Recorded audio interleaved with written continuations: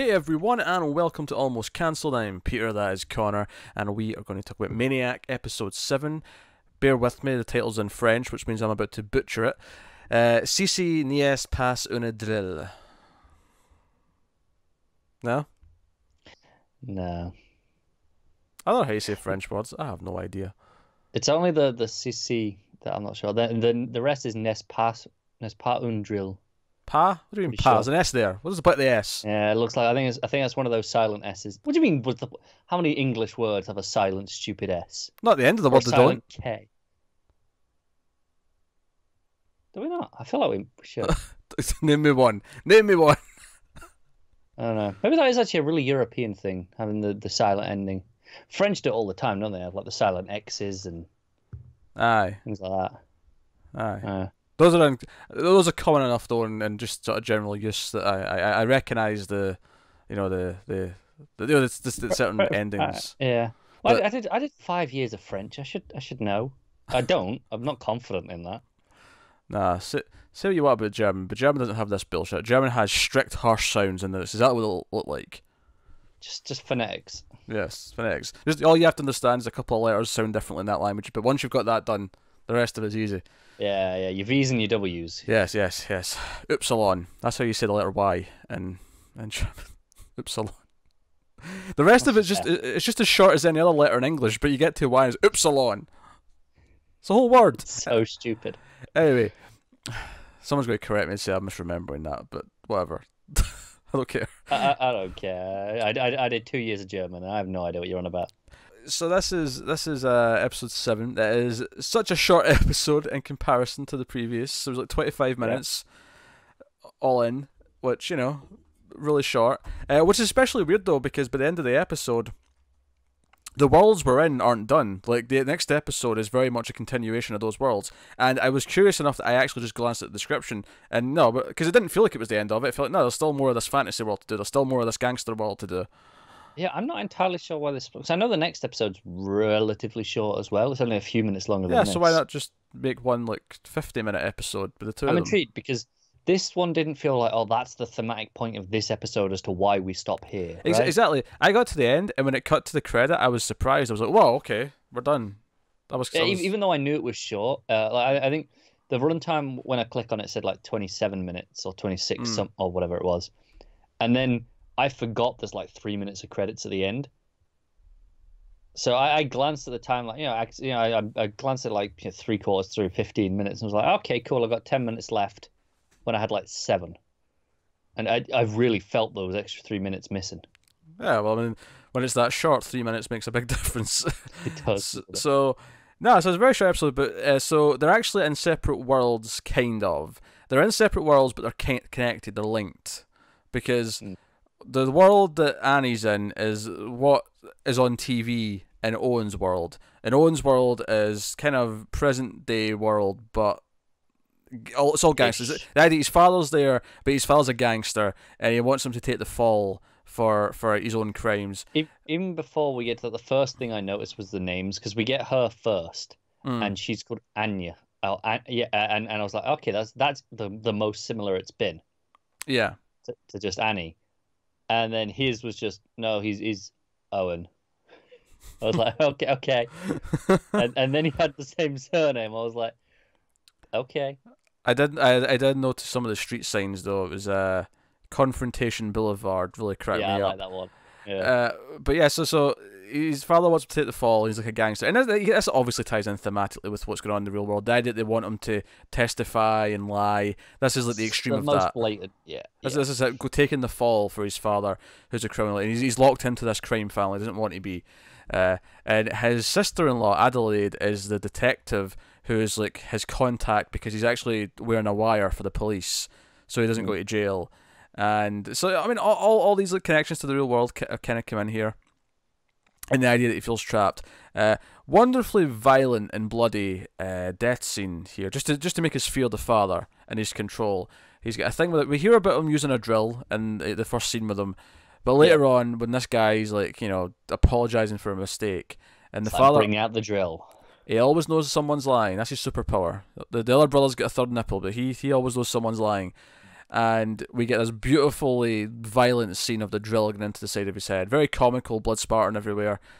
I enjoyed it. We're in October now. It felt appropriate. Yes, we hit the October themed episode at the right time. We did. So he's obviously feeling scared about this, and he wants to back out, but he's been forced to sort of go through with it from both ends.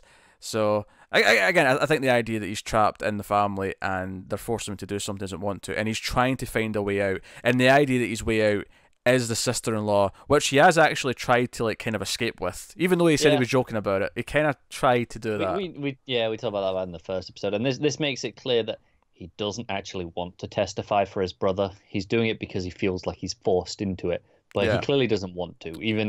And that's something that even in the first episode, he felt he was doing it. It was begrudging, but it didn't feel like he hated it, that he was doing it this much. Yeah, and obviously I think the other big thing is when he's tailing his father. We're not quite sure why he's tailing him yet, specifically. But, beyond just following him to see where he's going. But he goes into the coffee shop, and the waitress is someone who's in class with them, which I guess is implying that he's in college right now, or whatever. Because they don't look high schoolish, that's for sure. So who knows? No, not even with that stupid hair. Not even with the pigtails, yes. But she... More of a rat tail. Well, he's got two of them, though. Yeah, but they're not... They were in the style of a rat tail. With the way it hangs. Okay, sure. I mean, pigtails can be braided, though, right? That's not... They can, but pigtails are bunched. Rat tails hang. Okay. I feel. This is just me putting that distinction in. I don't know. Because I was under the impression when I was younger, this is a bit of a weird tangent, but I remember being told that if they're not actually braided, they're not pigtails, they're just bunches. But I feel like most people call them pigtails regardless. They're just, no, if there's two bits of hair that are sort of up, they're pigtails. Yeah. But if you think about what a pig's tail actually looks like, I get why actually technically it should be the braided kind. Quite curly, a pig's tail, isn't it? Yeah. So it's kind of like a little spring. Yeah, so I'm thinking the braiding kind of represents the springiness. Okay, I see what you're saying. I don't know. I heard that. I don't really care if it's true or not. I always think of pigtails as like higher and hanging. You know, like they kind of bunch out, whereas rat tails just hang straight down. Yeah. I don't know. Anyway, so clearly we know nothing about hair. Clearly Look not. at us.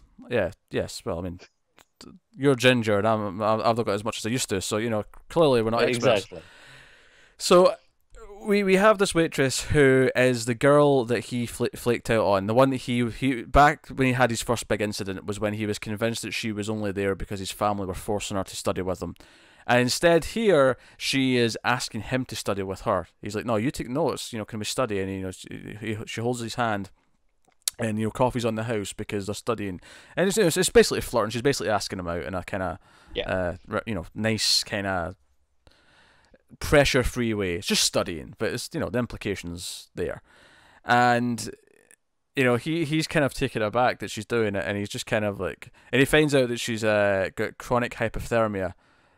Do you think that's better or worse than your chronic hiccups? Just for the record.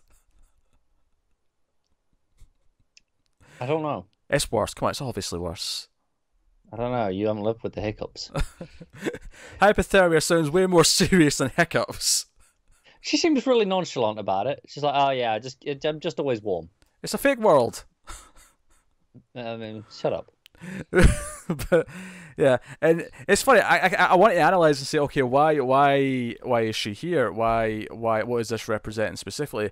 But I feel like we haven't got to the end of the story yet, so I can't really pinpoint it yet. No, I feel like we're gonna have to have a bigger discussion next time. Yeah. About coming back to this stuff. I mean, I guess right now it's kind of shifted to where she's the one wanting to hang out with him, and maybe that shifts something where this is kind of the dream version of it where she's not being forced. The normality of it. Yeah, and she wants it. But you could also argue that in the scene he's telling his father he's going against the family's wishes, as it were, and you could say she is a plant because she's distracting him from that. She's there to distract from, paying attention to his family and doing his job. I think it really depends on what happens with the next episode. It does. Assuming there's any more. I'm making some calls here just based on this alone, but I need to see how it plays out and what the ending of it is. I need to make a dramatic point of some kind. Meanwhile, Annie's in fantasy land, Lord of the Rings, and let's get one thing out of the way first, shall we? her least favorite genre. Yes, fantastic, great line, love No, that line. no, And he's the best. I don't care about that. It's oh holy shit, that accent was bad. Like it was so grating the entire episode. It felt like she just had like phlegm at the back of her throat. Do you know what? It didn't bother me that much, and I'll tell you why. Because that accent was obviously it's kind of an English accent that's going for, right? But that specific accent to me is the fantasy accent, which doesn't match actual English. It just is the fantasy English accent that lots of Americans use in such fantasy productions. Yeah, no, but this didn't even seem like it was always hitting that. It felt really bad. And I think it's more great in that, you know, we saw her doing, you know, accents a few episodes back, and it was very good. Yeah, felt but really I mean, natural. Just because you can do a thick New Yorker accent doesn't mean you can do a no, I know, fantasy British accent. The fact that we've had her swapping between accents already, when you swap to this one and it's really bad, it feels more jarring than if you just go without doing the other ones. I don't know, she was cracking me up. It wasn't really bothering me. I mean, it's not good, but it wasn't taking me out of it. It was distracting me. She was making me laugh a lot though, saying that she enjoys her sister's company more when she's drunk, and then taking a swig of her booze was cracking me up. But like I say, fantasy's her least favourite genre. I think that's the big difference with this story. Not only do they run into the guy who was driving the truck, not only are they given like passage to where they need to go, because they're going on a mission because it's her younger sister who's the other elf, and she's dying, and they're trying to find this lake, this mystical lake, to save her. And she's hired Annie, they aren't sisters here, until later on when they meet someone who I'm sure represents their mother. I'm fairly positive on this. The woman they meet represents their mother.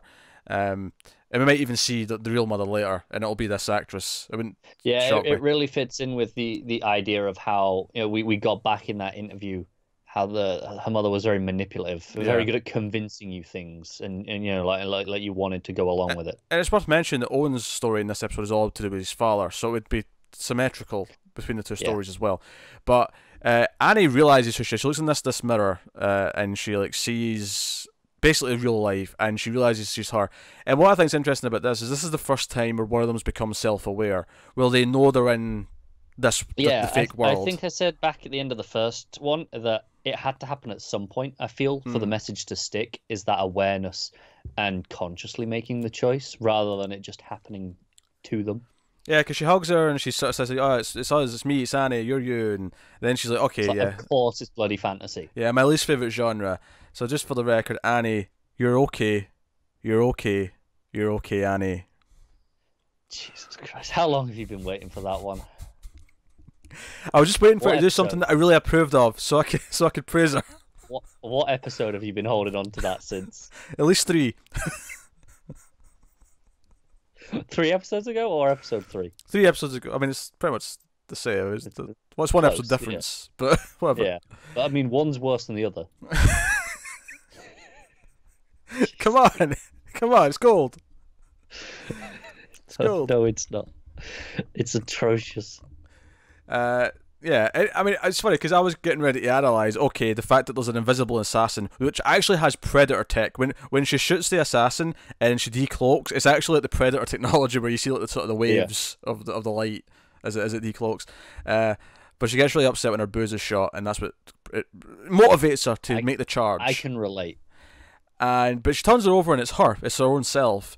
And I was getting ready to analyse the importance of this, and then someone just says, you know, in fact, I say someone, the little firefly thing showed up. What creature was it? Little fairy? Oh, it was like a little dragonfly thing. Dragonfly? Yeah. It's like, you know, Annie, I think these assassins are your inner demons. I'm like, well, there's my analysis out the window. They just told us, it's fine. That's twice they've done this now. Because they did it in that big interview scene. It's like, here you go. What do you think this represents? It's like, no, that's our job. Demons. Stop it.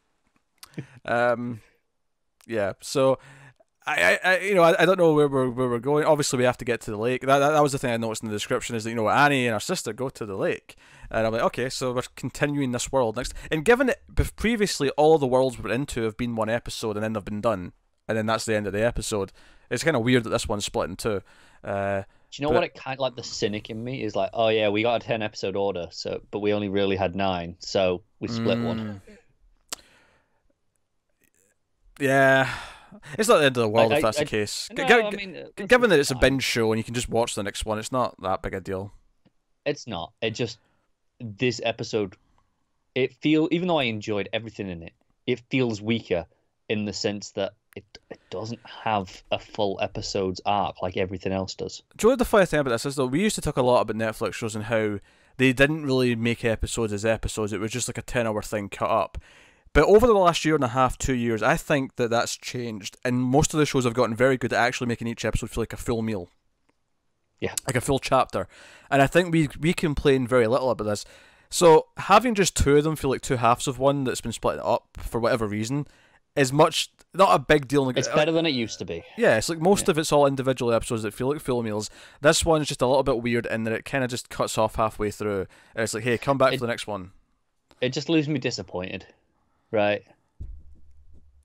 Because I wouldn't say I'm disappointed. Been so good at, I feel disappointed in it because it's been so good at, okay, here's every episode. It's got a thematic arc. It's got character stuff. It's got everything. Whereas this, I feel like I literally have half the story. Like we're talking with Owen with the girl in the diner, and it's like, yeah, it's great, but we can't really talk about it because we don't know where it's going, because it's not done the point yet. I wouldn't say I'm disappointed. I'm not disappointed. I'm angry. No, I wouldn't say I'm not disappointed. I'd say as a one-time thing, it's just a weird oddity that I'm confused by, rather than disappointed. Confused rather than disappointed. If the rest of it's like this, where everything feels like it's not a full episode, then I'll say, okay, that was a weird shift where the back, half almost was all different. But I'm assuming it's just these 2 that were kind of one and split in half, and maybe it was I would think so. We have to fill a quota. We told we were having 10, and we only have 9 really able to split. Fine, here's your 10th. Which is funny because this might have been the longest one had it been combined. Probably why they chose that one to split. Yeah. But hey, so I mean, it's, in the grand scheme of things, it's a minor complaint because you can just watch the next one.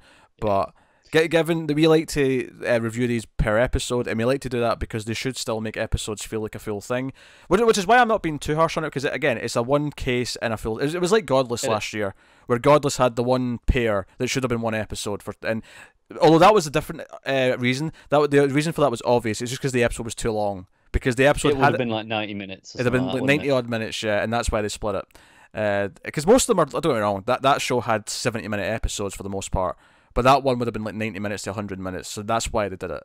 And it's like, okay, sure, but this one would have been like what, 5-6 minutes longer than the average. Yeah, but I'm not being too hard on it because it is just one example, as opposed to like other shows which the entire season feels like that, where you're not getting complete things episode to episode. It's true.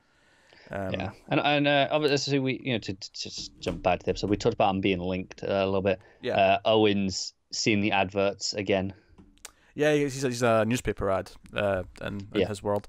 And I wondered how they'll link up in any way. Like when she becomes self-aware and she completes a thing, will that be when like Gertie sends her in? Which, by the way, I love that we don't see her, but there's like a super elf or something that we hear about who's something. It was like Gernode or something like that. It was like I can't remember. Gernode the Great. It was like okay, no, I get it. We're seeing that next episode.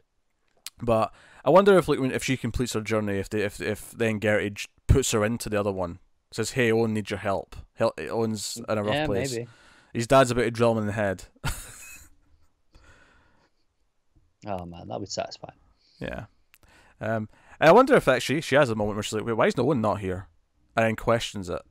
Because they've been together up until now. I wonder if she questions that next episode. That could be a thing. Sorry, I lost sound. Alright. Well, what's going on? What's that? I missed your last sentence. Very quiet. I was querying whether Annie might question next episode now that she's self-aware why Owen's not around. Like if she'll be aware of that and mention it. Yeah, no, that could be interesting.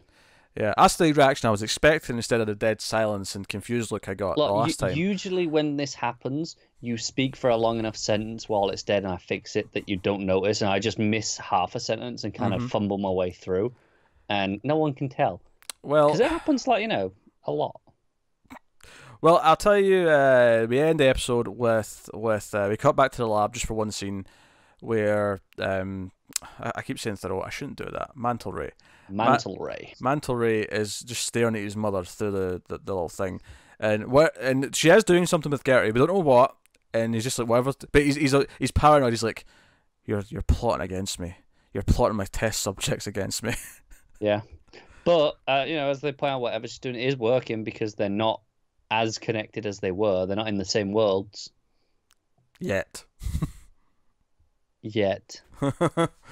Chaos will reign.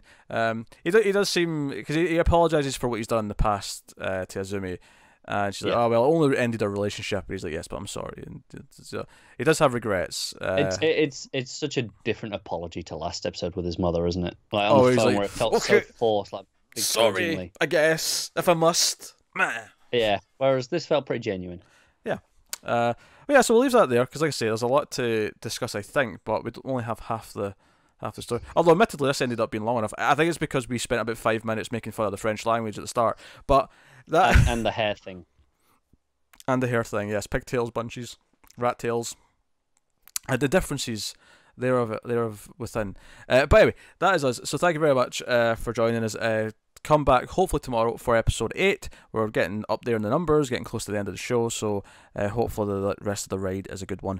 But yeah, if you want to support the channel and the show and everything we do here, head over to patreon.com/mailedfuzztv. You can do that over there. You get some bonuses. An exclusive show just went up actually, 121 Extra, which is like a movie discussion show. We don't talk about a movie, we don't watch a movie and talk about it like we do in the reviews. We pick a subject and we talk about it sort of in a more of a broad way. We do we do Almost Cancelled Extra as well, which alternates monthly with 121 Extra, and that's the TV version. 121's the movie version, but that just went up. It's exclusive to patrons. There's 2 of them now and 2 of the Almost Cancelleds, and you can get those for $1 if you should wish to go over and show some support and get some stuff. Pretty good discussion. It was, yeah. It was a good 2-hour plus discussion. It was about horror movies. This one, it was about the evolution of horror throughout the decades. That was what this one was. But so you can look at that stuff. Get us on Twitter at mailed_fuzz for channel updates, and that is us. So thank you once again for watching or listening. We always appreciate it. Keep watching TV, guys. Have you got any vanilla?